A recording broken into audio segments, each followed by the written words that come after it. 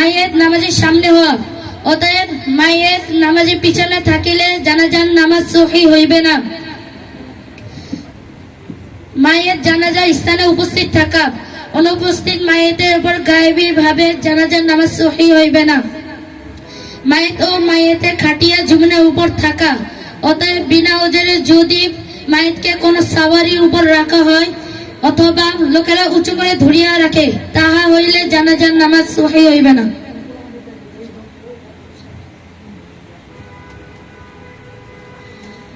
জানাজার নামাজের ফরজ তিনটি। নিয়ত করা, দাঁড়াইয়া নামাজ পড়া, 4 তাকবীর বলা।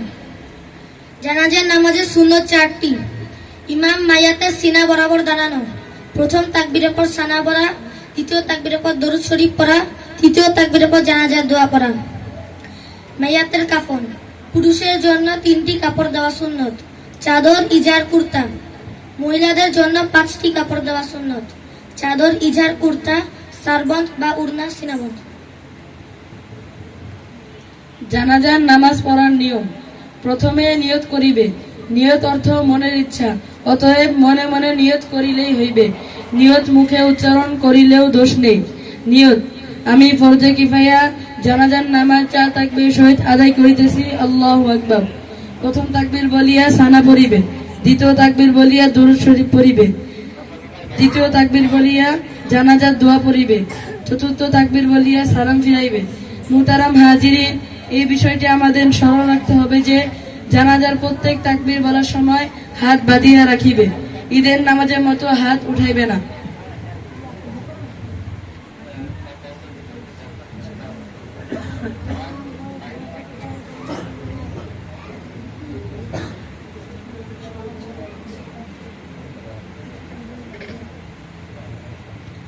জানাজার নামাজ শুরু হচ্ছে।